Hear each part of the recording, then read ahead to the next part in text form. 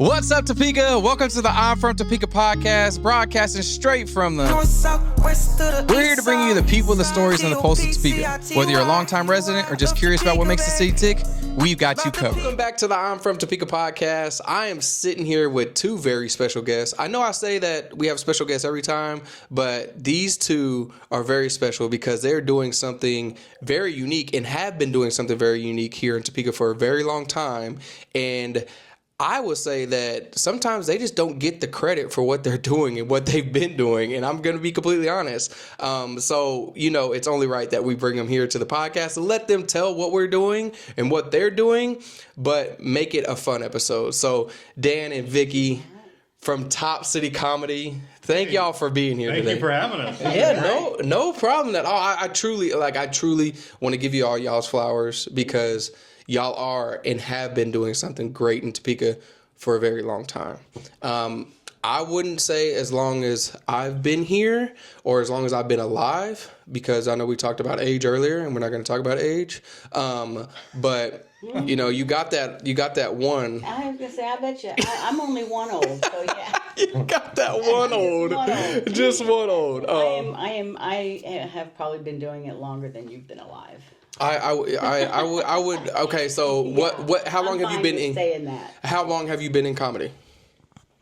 40 years. Longer than I've been. It's confirmed. Probably 45 years. Wow. I've been in laugh lines for, oh my God, we started doing that in 94. So what is that? 30 years. Wow. Yeah. Yeah. So yeah, I'm 31. So laugh line. Then I got 1 year. Got 1 year on it. What sadness. 1 year What a sadness. When I didn't even know. Yeah.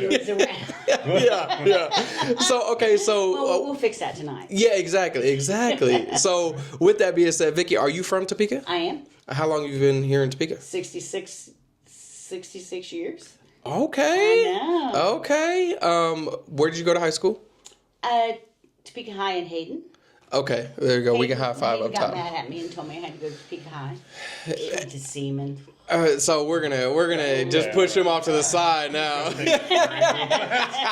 let you guys do your thing. Yeah. No. So Topeka High graduate then? Okay, let's go. Hoy hoy, mighty. My daughter did. I think you probably were in the same.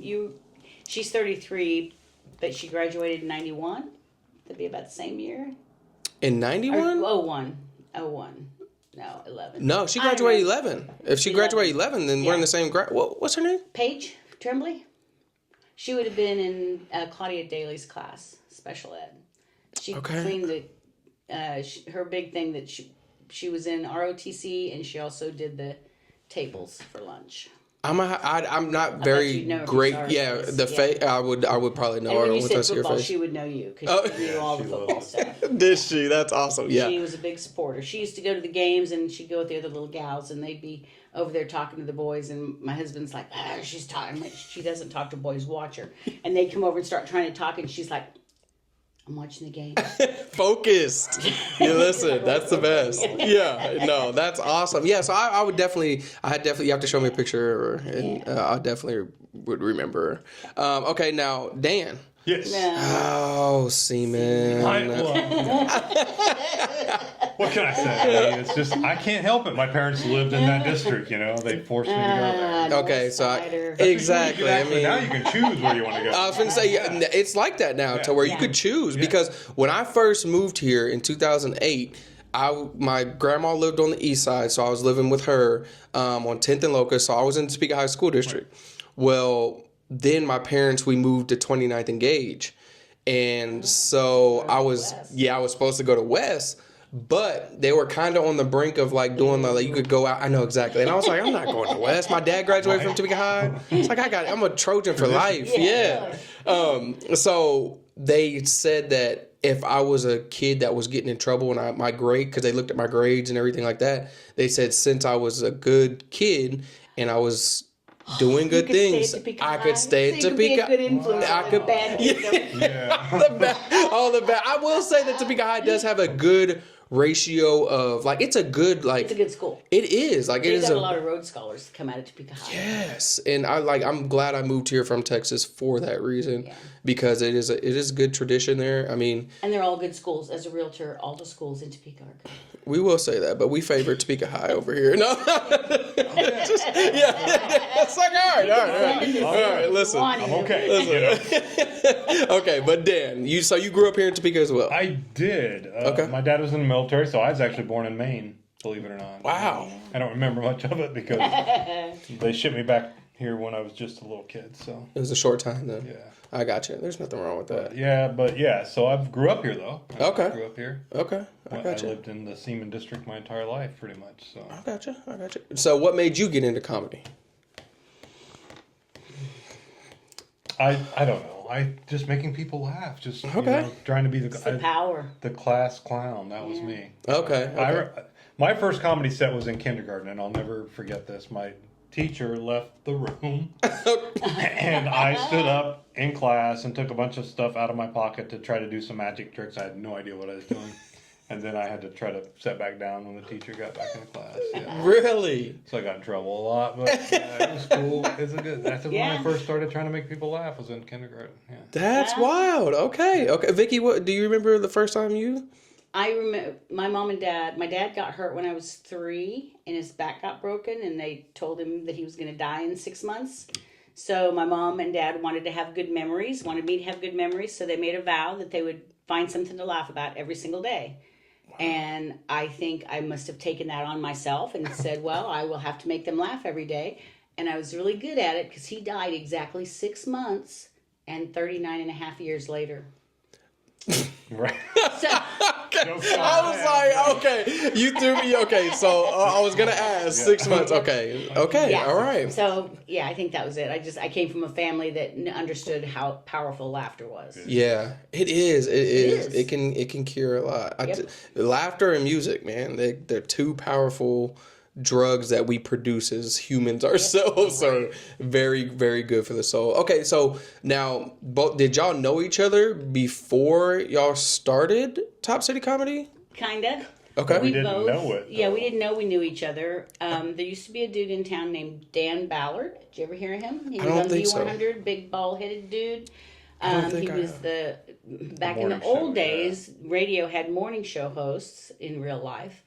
And he was the morning show host for V100. And he was also a stand-up comic, still is, in Michigan. And he was doing shows, and we both started doing open mics with him. And we both worked with him, but never together, I don't think. No, I don't but think always separately. I would go open for him in Lawrence and Kansas City, and Dan was opening for him as well in other places. Oh, wow. Okay. So y'all kind of were around each other for the most part. Did y'all ever... and then when TopCity started. Yeah. When we were doing TopCity, we didn't call it that then. It was called So You Think You're Funny. Mm-hmm. Okay. At the break room, Chris let us have this room because a friend of mine was a realtor and he wanted to try comedy. He knew I did the improv thing, but he wanted to do more stand-up. So we got that room and just started doing it. And you came and did open mic. Yeah, this was before my time, which you guys did it a few years before. What, 2012, something like that? We started 2011. 11, so yeah. And then Steve Mosier was running some open mics when I got involved. And so I just kind of came and did an open mic around 2015.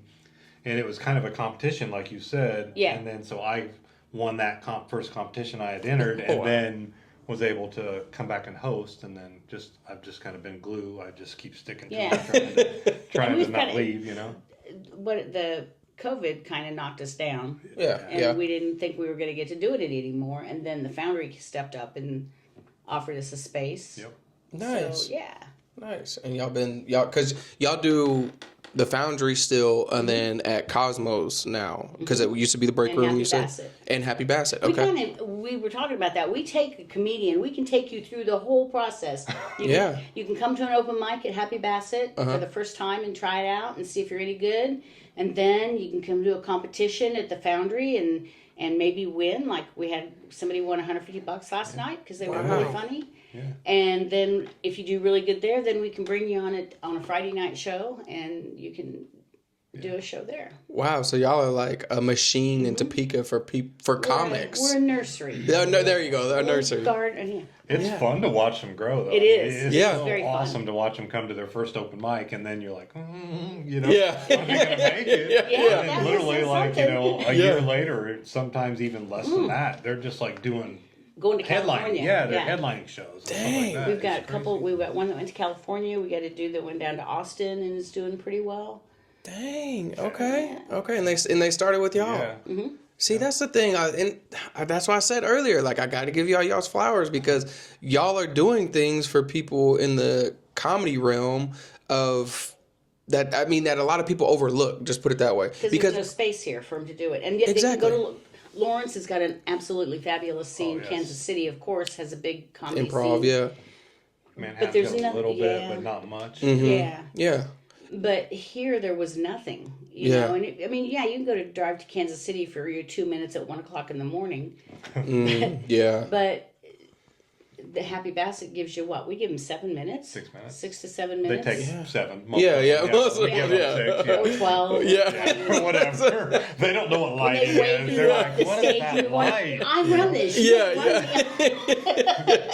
What did you just do? Yeah. What is That's hilarious. Okay. So, yeah. It's fun working with comedians because the egos are so, and I shouldn't say ego because that makes it sound bad, but it is. I mean, we've just got our little egos and our idiosyncrasies, and I kind of fluctuate between two kinds of people because I'm also a realtor, which means I have to be focused and I have to tell people what to do, and you have rules and you have to do this, but then, oh my God, we also have our comedian people that you have to kind of, you can't just go do that suck. Don't ever do that again. Yeah.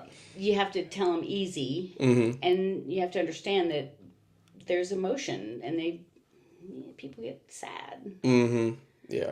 And they've got to learn on their own. I mean, Yeah. I was you gonna can say, give them advice all day long. I was gonna say, now is that the hardest part of what y'all do? Is like telling them, like, having that conversation with them, like. I try to subtly tell them stuff. Vicky just blatantly just says it out. Vicky's like, yeah, I'll let Dan handle all that. You might want to go talk to them. Yeah. Tell them not to do that again in a nice way. Yeah. Okay. I'll do Yeah. my best, but Yeah, it seemed like you're more of the compassion, like more of, hey, I'm compassionate. I feel like it just ripped it. I'm nice. Rip the Band-Aid off. Rip the Band-Aid off. You might as well.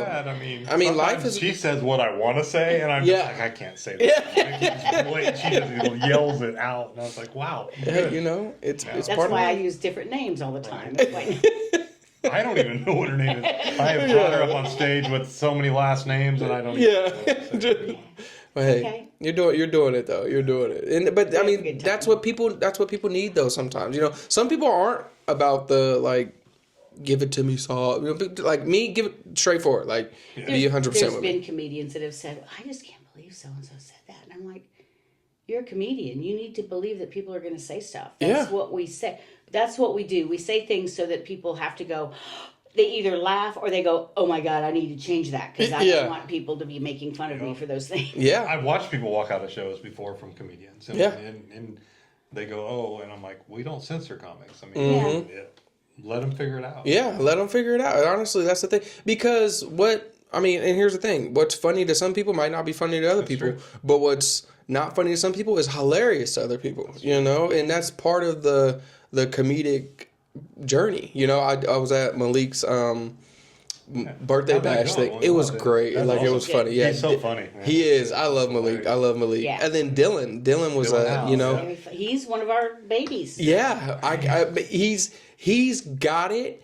And he will say those things that are just like, like... They're wow factors. Yeah, it was wow. And there was times where he was talking about some stuff and my wife was looking over at me and she was watching me laugh. And I was like, it's hilarious. Like, he's saying the things that a lot of people think. Yeah, it's hilarious. Like, I'm going to laugh. Like, so... But, that's a part of it. Slash his tires, but... Yeah. Like, it is funny. Yeah, exactly. It's funny. So what do you think makes the Topeka comedy scene unique compared to other cities? Our crowds. Yeah. We have a college, but we are a non-traditional college, so our crowds are older, people will come from Lawrence or Kansas City and they're used to working with, I think this. Yeah. I'm probably the more one who's going to jump into an answer, but our crowds are older. Okay. Yeah. And people need to understand, the comics need to, like you say, read the room and understand, my jokes about missing homeroom isn't going to probably hit too well. Yeah. So, I would agree. I mean, because I try to write a lot of not time sensitive, but like just jokes that it doesn't matter when you tell them, but everybody can relate to it because we've all done it or we've all had it. And some comedians come in and they're trying to do things that happen currently, but they don't rewrite it, and they're still doing those current jokes like 5 years later, and it's just or it's some pop culture thing that a 40-year-old doesn't have a concept of who they're doing stuff that college people would think was hilarious, but old people are like, I don't know. I feel like that makes a lot of sense though too, because we are an older city, and people do come here. A lot of people don't understand. A lot of people do travel here. Yeah, a lot of people do travel here. I used to say this all the time, and I don't necessarily believe it 100% no more. But Topeka is a place where people go to retire that forgot to save for retirement, because I mean, there's a lot of great things here, and it's affordable, and people really enjoy it. And like I said, people that come from other cities in like bigger cities, Dallas, Minnesota, places like that, a lot of them are like, I love coming here because it's a big city, but it's not crazy traffic. You could go to different restaurants, and then we have the chain restaurants, so a lot of people know the restaurants majority of the time.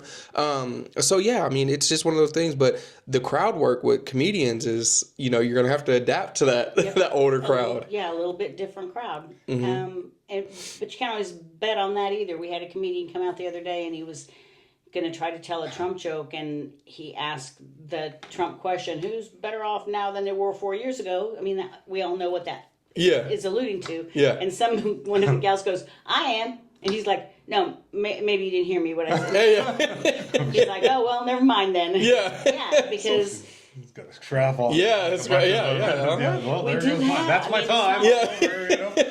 So I had all Trump jokes prepared, so I don't know. Yeah, they got to learn. Like I said, they got to figure it out. And it's a read the crowd, and it's a unique what I want to say variety, but there's a different word for it. But we have a unique. The demographic is different. Yes, it's a very different demographic. Yeah. And I think it is a lot to do with the fact that our college. We do have a college, so people think we should be a college town. Yeah. But our college it's non-traditional. There's a lot of non-traditional students there. Yeah. And the law school. Yeah. A really good law school. And what happens when you get a bunch of lawyers. Yeah, that makes sense. Yeah. We could probably use a good lawyer. I was going to say, I mean, it could be good for y'all, Lawyers. We all do. Okay, I mean, you kind of answered this question that I have, but I feel like what kind of helps y'all curate the lineup? Like when y'all have the shows on Fridays. I know you kind of already said it, but like what kind of really goes into it? If I'm a young comedian, geez, if I could talk. If I'm a person that's funny and I want to talk. Exactly. I mean, if I could talk, then I would ask the question. First thing you learned it, put words together. So if I'm a young comedian and I say, hey, I want to be the main event on a Friday night, how would that go about? Like, what do y'all look for in that? Just laughs. I mean, that's like so.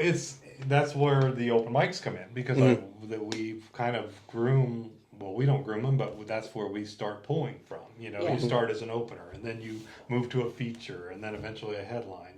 Yeah. So, and if somebody's come, I mean, a lot of times we'll have somebody say that we know, and they'll say, "Hey, I've worked with this person, and they're coming through town." We get a lot of them like that. Yeah, we do. Or they'll send us a video.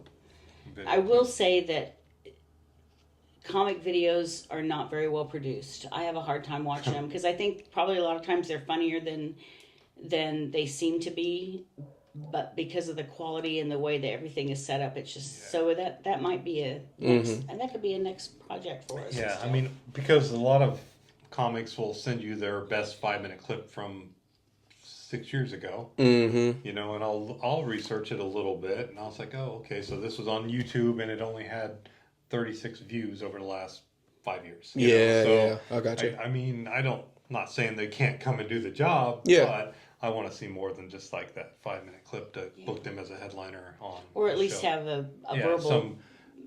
Some good referrals. Yeah. I mean, and you've been working with a lot of comics over the years. I mean, so I will always just like, have you heard of this person, to Vicki? And, it's like, what? Well, but you see a lot too, because you go out a lot more to more places like that, Yeah. But it's fun. It's fun to try to put together the lineup. I mean, do we always get it right? No. I mean, absolutely not. Yeah. I mean, there's times it's part of it. when we walked out, it's like, well, I wish that would have went a little bit better. Where did that come from? Well, make sure. Right. Make sure we kind of edge that one out. I think next time we should let the feature guy go last. There have been those, like, those probably should have been swapped. Mm-hmm. Yeah.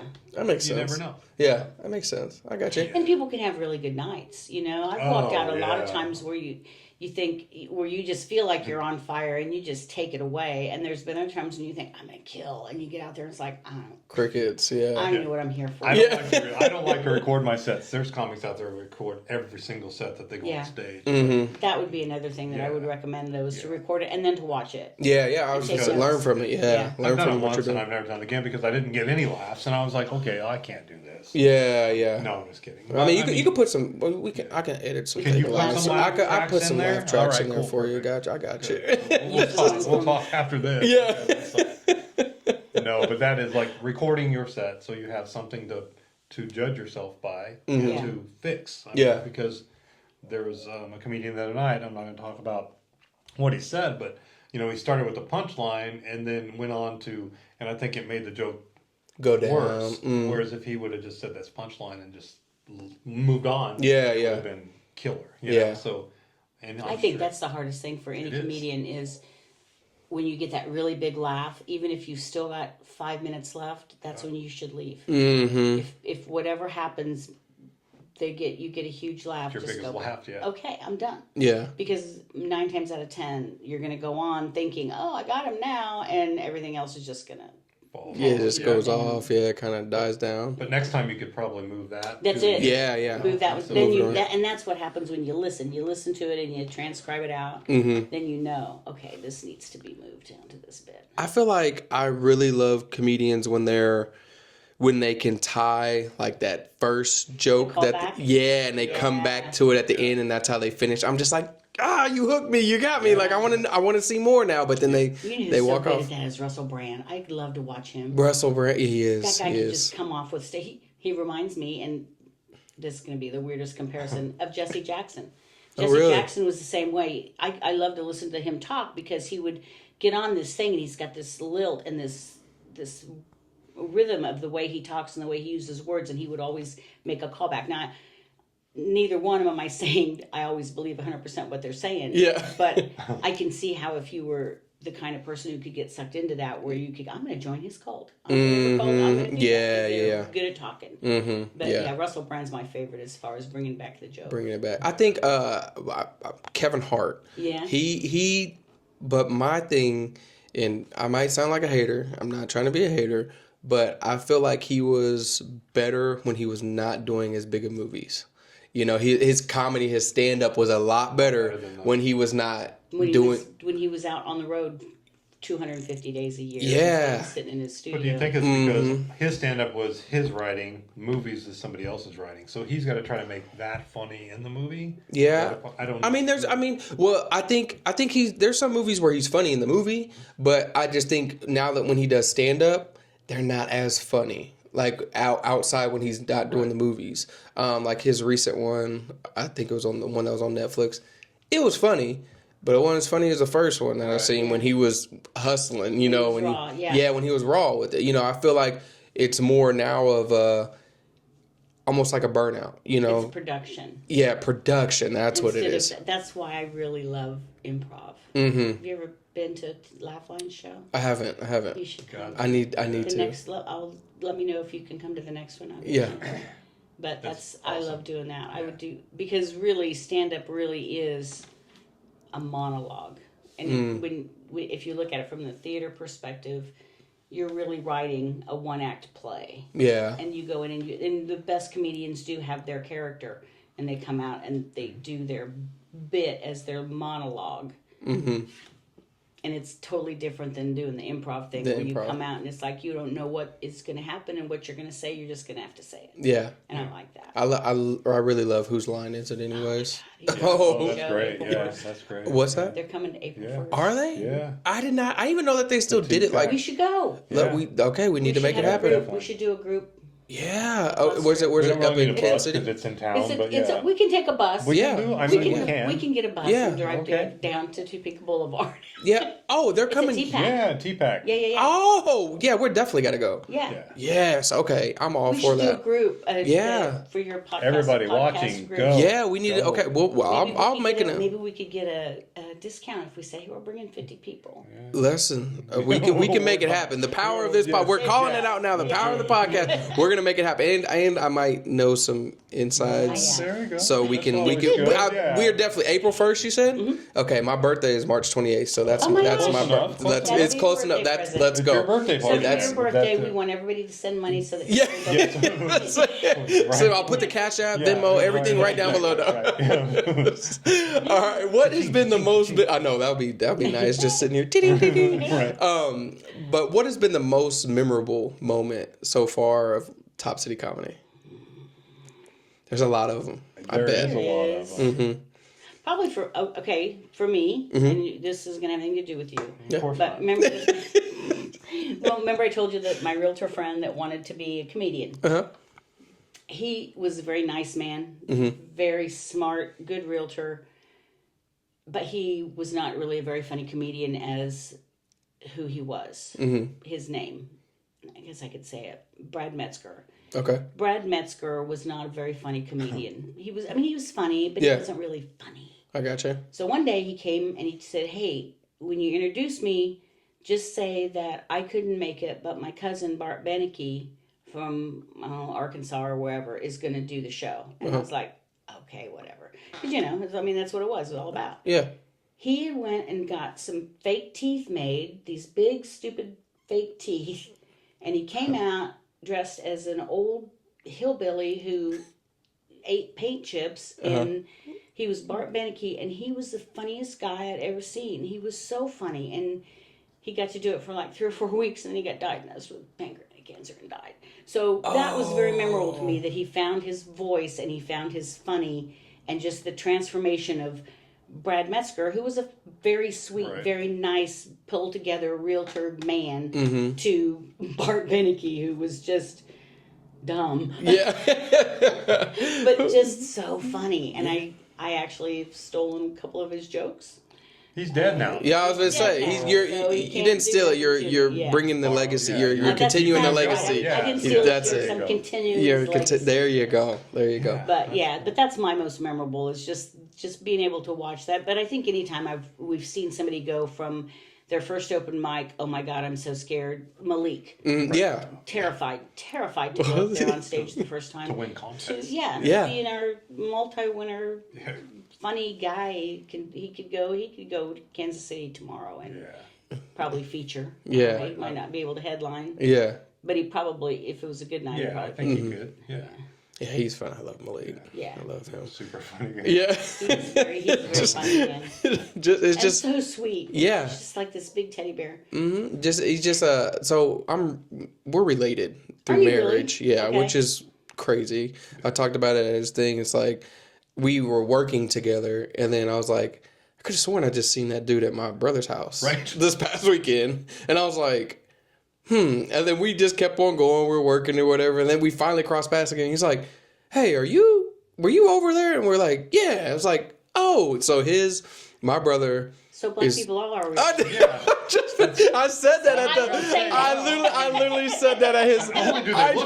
Listen, I should have started it because at his birthday bash, I said me and Malik are related. And I swear, y'all, it's not because we're just black. Right. Yeah, I swear. Right. So I should have started out with it today, but no. So my brother is married to his wife. So they're sisters. So brother-in-laws. Oh my so gosh. It's wild. It's weird. It's wild. Isn't that crazy? Yeah, it was crazy, but we are related, but not just because is everybody is related. If you go back far enough, we're all cousins. 6 degrees of 6 Kevin degrees Bacon. of separation. Yeah. For sure. We're all cousins, so I mean. You say separation, I say Kevin Bacon. That's the way it works, you know? Yeah. That's how we figured out that we had worked together years ago. Yeah. I mean, we were just wild. talking, and we're like, wait a minute, you know? Yeah. What do you mean Dan Ballard, you know? I didn't know if y'all were going to say y'all brother and sister or something. Yeah. Well, now we're secretly married, which is kind of crazy. So my dad asked me that. He was like, is his wife coming? I was like, well, no, they're not married. But they're partners. Yeah. It's you know, And it is what it is. I met your husband. I'm like, you did?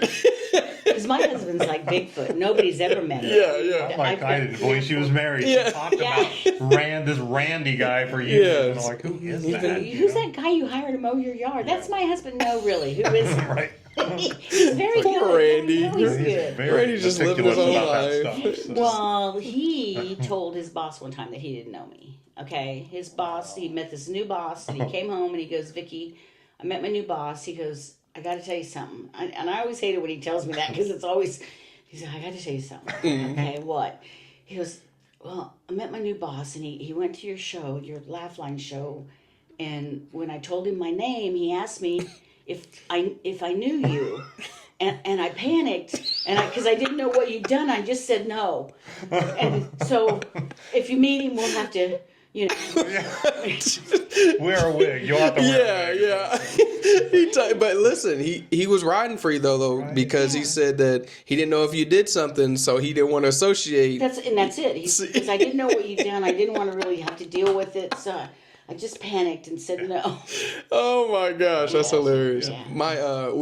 Before this, me and my dad went to Home Depot, and he didn't know this happened because I wasn't gonna say anything unless they said something to me. But I was sitting there. He had me wait to buy this wood that we were about to buy, and this guy came by, this employee, and he was like, the employee for Home Depot was like, hey, do you need help? And I was like, oh no, I'm just waiting for my employee to get back.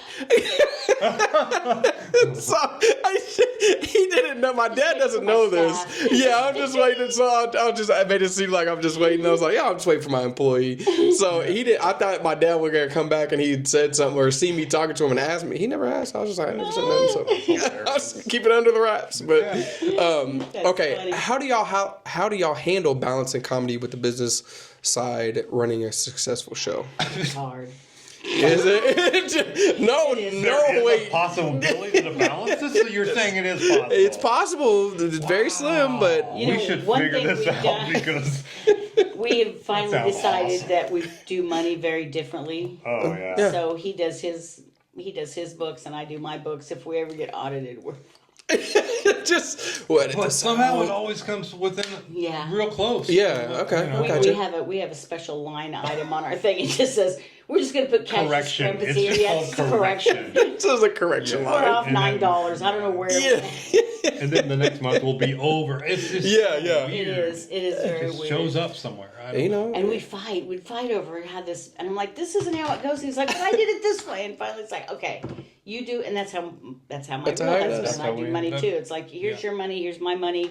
Don't talk about it. Yeah, just it's under the table. Don't worry.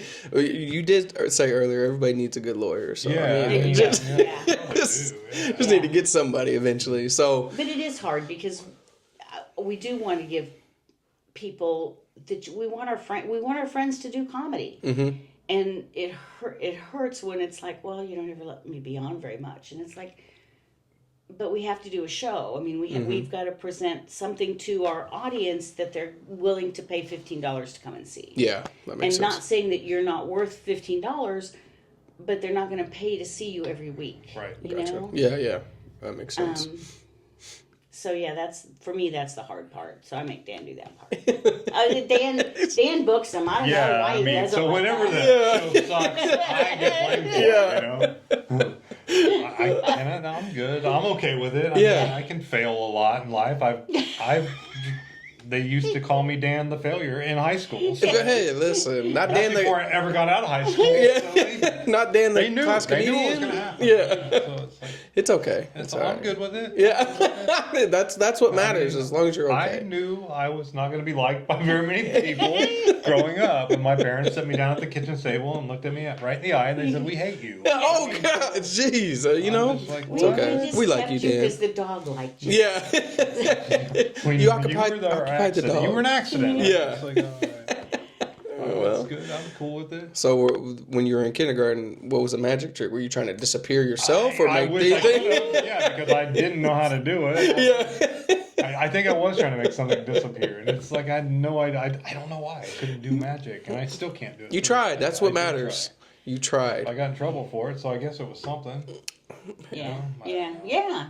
What? Well, at least one person laughed. That's all you need. Yeah. See, exactly. But I mean, I think back to the original question. Though, Yeah. I mean, there is so much that you offer that I can't, and so she's really good. I ask myself that question every single day. I'm like, I always why? just tell everybody, I'm the pretty face. The pretty face I'm to it. kind They of can the see that's second- the I'm the second person that got involved into this, so I kind of have to play that card. It's like, well, she's 51% of this company, so I guess I don't know what she does. Yeah, but no, You she's got it, man. amazing at doing like the flyers, promotions, doing all that Yeah. stuff, But she just is like, I don't want to find the talent, Yeah. She'll throw me names or whatever and say you should get this guy, but what she does is she finds famous people and says, get this guy on our show. I'm like, Vicki, we don't have the budget for that. that guy. But tell him I'm cute. Yeah, exactly. I don't care how you just get it done. I'm like, oh, all right, Then I'll message them, and then they'll tell me their figure, and I'm like, yeah, okay. Yeah. Well, it was good conversating with you. Like, And that is a hard conversation. Is when somebody people have approached us and said, Right. "Hey, we really want to do your show," and we're like, "Great, how much you charge? $5,000 a show? Like, Oh, really? okay. Well, You're not doing our show. okay. Yeah. Well, good luck. We pay $5. Yeah. $5. Yeah. Get you a free drink, maybe. Yeah. No, we can't even do that. Yeah. It's our We have to venue. buy it, but I mean, Yeah. Yeah. That's So a it's not our yeah. venue. So we do. People will say that. Chris has We been get it. great. I mean, he is. Chris like, is- yeah. Oh my gosh, Yeah. it's just like Yeah. what he does for us is awesome. So. Mhm. Yeah, but it's not. I mean, I can't be giving away his free food. It's Yeah. not my food to give. Yeah. And we've had comics say, "Well, I'll do it for that if I get a free bar tab." Well, no, because I got to pay the bar tab. Yeah, exactly. Yeah, there's no, Yeah. no, Take we it can't out do of what we're that. paying you, and Yeah. then, and give Yeah. him the difference if you want. Yeah. No, that's who's the most, I guess, most famous person that y'all have worked with? Well, recently, Yeah, I we guess, just had JJ JJ, Walker. yeah, I knew that one. it's pretty good. But he wasn't really. He was the one that we had to say we can't afford you, and so he kind of had to work the deal out more with Chris. Right. I don't know. We've had Jamie Campbell's done Jamie some Campbell's movies. got Okay. some movies. Will C's We'll done see. movies. We got Andrea Castanari. Yeah, she's She's on awesome. the board teachers tours. Had a dry bar show. Yeah. And then who else just had a dry bar? Wasn't gosh dang it. Blonde What's Headed Kid. a dry bar? It's What's a hour-long comedy special on. It's like a YouTube internet. It's Oh, okay, It's, for the okay. most part, it's clean comedy. Yeah, yeah. Yeah. So, which Okay. is great, but it's kind of it's the bar. People Yeah. want to get on that. It's kind of Yeah. what they shoot for. Oh, a lot wow. of them. So I'm gonna have to check it out. yeah, And we've had other people that have done movies, and I can't think of who they are. but yeah, I mean, we've definitely. Another really fun success story that I think we've had is we did a fundraiser for Topeka Community Cat Fix, because spay and neuter your community cats. Mm-hmm. Whether you like them or not. If you hate cats, spay and neuter your community cats, because there'll be less of them. Amen. But we did a fundraiser for him. We called this one dude that was he transports cats. That's what his Clay. Clay Foley. He Yeah. transports. He will pick them up in one city and he drives them out to Colorado because they He'll take a van of 30 or 50 cats. Yeah. And just drive them out there. And what is he just dumping the cat? Yes. Opens the van door as he's driving. This looks like I thought y'all were gonna elaborate just a little bit. Yeah, that's exactly what he I was does. waiting. Your face We is didn't want so to say wonderful. that, but we just like. He gets it. What? I was waiting for elaboration, and I was like, "Well, I'm gonna have to ask." That question has to be asked. Our viewers want to know. It has to be asked. He takes them to shelters. Yeah. Okay. Because some of their shelters, they've done a really good job of trapping and releasing and neutering. So sometimes they run short of enough cats for their shelters. Gotcha. Where a lot of places don't have that problem. Although Topeka Community Cat Fix has neutered over, almost, not over yet, but our goal by the end of the year is to hit 10,000. Oh, wow, that is a lot of cats. And if you think that every cat can get pregnant at least 3 or 4, they can have 3 or 4 litters a year. Oh, wow. So, yeah, that's a lot of cats that we have prevented. Dang, I didn't know they could get pregnant. It is. Yeah. So, anywhoosers, he came and did this fundraiser for us, and they raised almost $9,000 between the comedy show, food trucks, and sales. They did a silent auction and things like that. Yeah. So he went and kind of created a business where he goes and does fundraisers for shelters and animal shelters and community. He said after doing it, he goes, "This just gives me a great idea," and then he went back and put it pencil to paper and made it work. Yeah, that's awesome. Yeah, that's awesome. Yeah, so he's doing that now and raising tons of money for all kinds of animals all over. He was an animal welfare investigator. That's how he got into it. Oh, okay. And then now him and his wife are they just rescue cats. They have like 90 cats. Yeah, it's a lot of cats. Jeez. Yeah. See, not as many as me yet. Although I am the cat person who, when people have cats who they need to get rid of, they just dump it at my door. I got ready to leave this morning. I was like, I can't get out of my house. There's piles of cat food outside. She calls me and says, "I'm going to be late. Did you drop off a bunch of cat food?" I'm like, "Why would I give you a bunch of cat food? I have no idea." I'm always guilty of it. You're the community cat lady. I guess. Kind of okay. At least in my community down the road there. Yeah. We have a cat. 2 black cats that live outside next door. Be black, of course. And they got it. Somehow we're related to. I don't know how, but tell you my horrible black cat story. I have a really horrible story of a bad thing I did. That you did. I got to hear it now. I'm so racist. Oh no! Oh. Well. Okay. So he said, "Wow." I got an opportunity to I foster baby kitties. Have you ever done that? I've never done that. I'm not a cat person. Well, you gotta feed them every 2 hours, right? Okay. So I was doing that, and then they said the mama cat, when they're done, licks their little butts so that it stimulates them to pee and poop. Oh, okay. Well, they didn't tell me you could also use a cotton ball. I thought that was rude. But anyway. Yeah. So I get these little kittens, right? And I'm rubbing there's 3 of them. There's 4. There's a female and then 2 black cats and a gray cat. So biracial. 2 black ones and a biracial. Okay. So it's kind of gray. Okay. He was mixed. Smart. A mixed race baby. There you go. So the gray one and one of the little black ones, their penises were like really hard and calloused, and I didn't know what it was. Well, the other little black one was sucking on their wieners to self-soothe because he didn't have a mom. I mean, he didn't know what he was doing. So I didn't want to judge his lifestyle. Yeah. Right? He's like, "Baby, you can do this, but it's hurting their wieners, so you have to stop." So I'm telling this story. I met this guy at Aldi's, and I told him I was a foster mom, and I'd just gotten these little foster babies, and two of them were black, and one of the little black ones was sucking on the other 2 little boys' penises. So I had to put him in his own cage by himself. You should always tell people when you're talking about foster babies whether or not they're fur or skin babies. Mm-hmm. Because he was going to call SRS. I was going to say he probably was on the phone ready. Yeah. He did. He took like, keep on telling me about this. Come on. My tag number, and I was like, he goes, "Well," I said, "Thank you for listening to my cat story." He goes, "Cats?" And I said, "Yeah, my story about the cats." And he goes, "Oh, I was getting ready to report you." I was about to report you. And I was like, "Could you please do that? Because I want to see them come to my door and say, 'Can we see the African American peeing in the cage?' And I have to go, 'Oh, he's not from Africa. He just was from a barn in North Topeka.' I don't even think he's been out of the state." Just in there, just torturing. But, oh my God, yeah. But anyway, yes, I did. So they're still alive, right? Oh yeah. Oh, okay. Right. In fact, I kept the little dick sucker. Okay. Wow. And that is where we call it. That's right over right there. All right, he reminded me of me in high school. So, you know, did get good grades in high school. Yeah, I was very good in high school.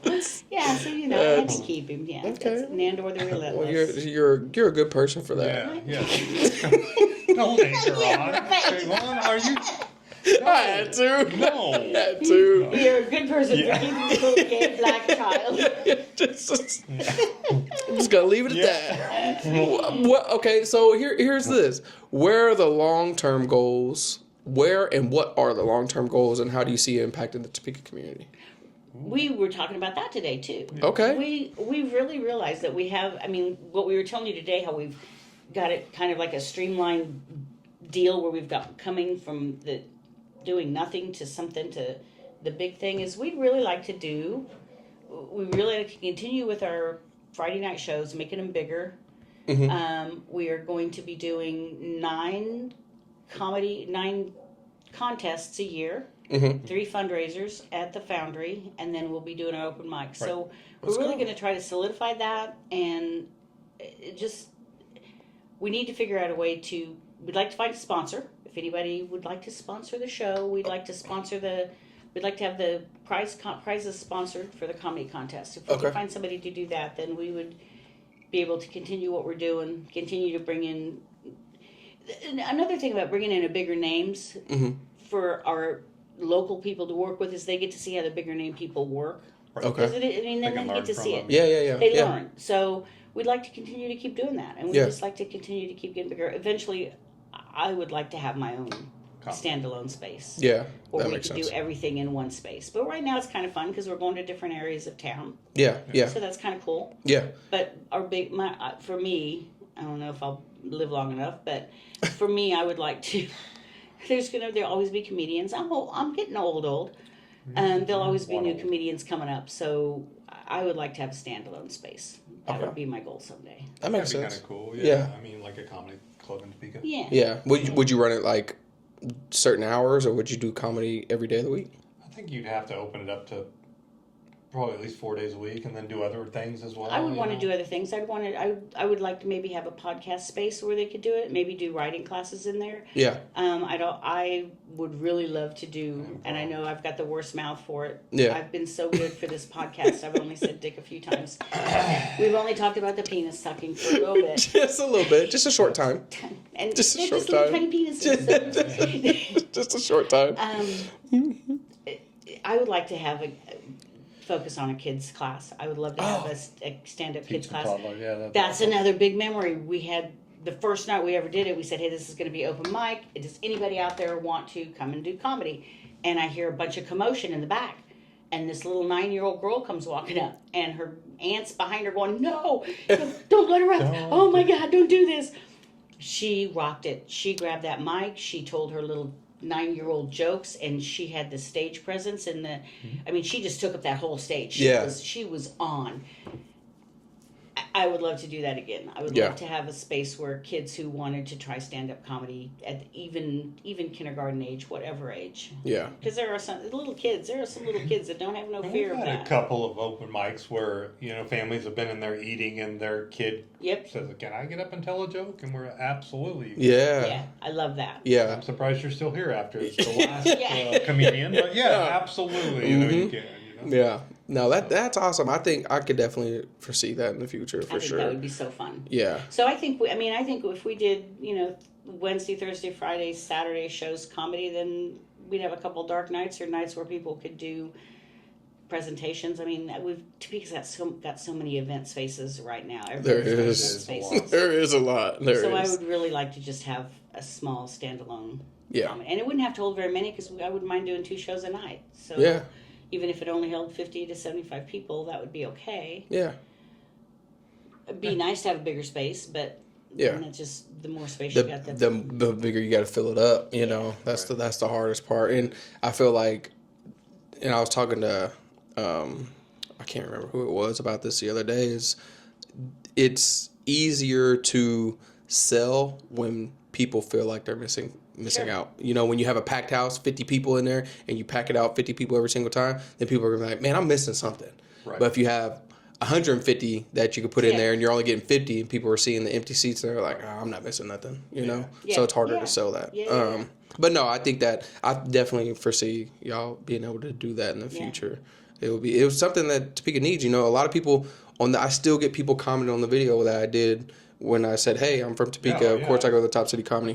People are like, where is this at? Where is it? I'm just like, they're doing their things. Yeah, they have 3 different locations that they do this stuff at. So a lot of people. It surprises me too that I went to go see Christopher Titus one night, and I was sitting there, and the guy behind me goes, God, I love stand-up comedy. I wish there was a place to see comedy in Topeka. And I felt like, oh my God, I looked like Reagan. I looked like Reagan O'Neill on The Exorcist. My head just went, oh. Yeah. What did you just say? But it's a lot of people. I think social media here in Topeka is picking up a lot more, you know, and I think that's the thing. People just weren't really in tune to social media, so they're starting to see it. I don't know where people get their information. Well, and that's what the guy told me, because you need to advertise on a Kansas City station, and I'm like, I'm not in Kansas City. Yeah. You know? I mean, but maybe that's the thing. Maybe people, because I literally had somebody comment from. Where was somebody at? I don't know how my video got up there. Isn't that fun? Yeah, they commented. There's like, where is Topeka, and why is this on my? Why am I seeing this? And I'm like, I don't know. Like, I don't know why you're seeing follow it. You, But no, they don't follow me or anything. Really? Like it was the video about what is it called over in Oakland? I can't remember what the name of it is now. No, it was a place that shut down. I can't remember what the. Lynn's place, maybe. No, oh my gosh, I can't even think of it. I'm gonna think of it right when we get off of this watch. That's right. But yeah, he was like, the person comment was like, "Where's Topeka and why am I seeing this?" And I'm like, you never know with the algorithm, where it can send it. Yeah. You know, so you probably mentioned a word that he Googled a lot. Yeah, and it's wild. But do you know Oakland used to be its own town? Yeah. Mm-hmm. There used to be a lot of small towns. Yeah. Used to be a lot of small towns here in Topeka that we never knew. The old mayor's house was for sale a while back, and I got to show it. It was really cool. Really? Oakland's mayor's house. Oakland's. Yeah. I didn't know it was its own town like that to where it had its own mayor. Yeah, they had their own little mayor and their own little school district and a library. And Wow. Okay, so that leading into our next question. So outside of TopCity Comedy, y'all obviously have full-time jobs. I used to walk the streets. I was a street walker. There's nothing wrong with that, you know. Work the streets. I do. Yeah, I was gonna say. Now I do. You were just showing a house. What were you showing the house? Like what? I lure strangers to vacant buildings. To money. You know, that's the thing. I used to be a water meter reader, so I know not the newer places because I quit back in the early 90s, late 80s. But yeah, I used to know all the cool spots in this town. Yeah. Because meters used to be in the house. You used to have to go in their houses and go in the basements. Oh, wow. Yeah. So you used to have to, you didn't lure people, I was lured in. Yeah, you were lured into the basements at that. Yeah, there used to be a dude up here, he was something. Oh. And he wouldn't, they didn't move his meter outside because he liked people to come in his house. It was like, I didn't know you had that choice. Did he have a basket and lotion that he would no, but he drop down there too? What are you talking about? It puts the lotion on its skin. I know. Puts the lotion on the skin or it gets the hose again. You don't watch no horror movies. Not horror movies like you watch. Horror. Yeah. Yeah. HOR. Not W. No, he would answer the door in his red velvet smoking jacket, his house coat. Sleep, yes. And then I remember one time he told me, it's in the basement. And then I got halfway down the basement stairs and he goes, don't tell anybody what you see down there. And he slammed the door. And I'm like, fuck. Did it lock? No. And I usually carried a big long hammer because we had to use a hammer to open the lids. Mm-hmm. So I would usually carry that, but I never took it in people's house because that's kind of rude to take a big hammer in people's house. And I'm like, why did I bring my hammer? Just in case. But there was nothing down there. So he was just playing. He was, I guess he was, I think now thinking back, no, because he used to put big ads in the paper about electronic surveillance that the government was tracking him electronically. And when I left, he told me, he goes, you need to have your husband contact me because they've implanted him. He's got a surveillance device in his stomach. Huh. I will tell him. I will tell him. I'm going to let him know right now. This type of Hugh Hefner. My husband is not the conspiracy nut. Yeah. I'm pretty sure I'm not the thing. It's been me all along. Yeah. I was actually Zatir. I actually got out of a weird date that way one time. Some guy wanted me to go to Stoll House. You know where that is? Ooh. The haunted Stoll House. Oh, Stoll. Yeah. Mm-hmm. And I go, no, I don't want to go in there. He goes, why? He goes, I'll protect you. I'm like, what if I'm the one that gets possessed? Then you need protection. And I never saw him again. He was like, yeah, you're right. I'm out. Never again. Nope. That's crazy. Yeah. But hey, Gotta do what you gotta do. Gotta do what you gotta do. Yeah. Well, Vicki and Dan, I truly appreciate y'all. Y'all's time for being on. Yeah, anytime. We're gonna have to do a follow-up episode for sure. Because I know there's gonna be lots of great things coming. If anybody ever has questions, ask me.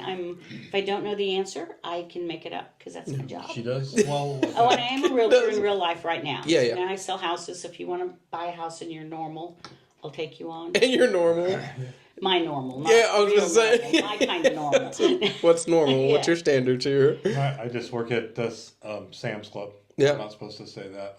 Don't cut that part out. Yeah, but, we'll cut that. Yeah, you just have a job. I just have a regular job. I've seen you come through. If people really know, then they've seen you. So I mean, yeah. I pretty much, and this is not joking. If you've come to Sam's Club, I've seen you. Yeah, If you've come absolutely. in the hours that I'm working because I work the exit door, so I piss everybody. That's me, the guy you can't stand. Yeah, it's Dan, the one you can't stand. That's it. Exactly. That's it. Well, again, we appreciate y'all. And where can they follow Top City Comedy? TopCityComedy.com is our website, and then on Facebook. Yeah, we're on and Instagram and TikTok. And LinkedIn. Yeah. I'm on LinkedIn. I guess that's probably not a good place for Top City Comedy, but that's where I'm at. Hey, that's where you're. I do a thing called cranial aerobics for businesses, so where I go in and teach improv for people. Okay. I don't really teach it, but we do improv for like team building and negotiation skills and aerobics, that kind of stuff. Cranial aerobics. Cranial. My brain is fit. My body's round, but my brain is ripped. Right. I got 6-pack abs in my brain. Well, again, I know how to get to Kansas City. There you go. As long as it didn't take you to Florida as you were trying to come here. I do have bad directional. And then after this podcast, our company will probably be dismantled and dispersed. And no, great things. Awesome. Yeah. Make sure that y'all follow, like, subscribe, share, comment. Who should we have on the I'm From Topeka podcast next? And listen on anywhere that you get your podcast from: Apple, Spotify, wherever. We're everywhere that you want to listen to us at. And again, thank y'all for coming. Thank you. And we'll see y'all next time. Peace and love.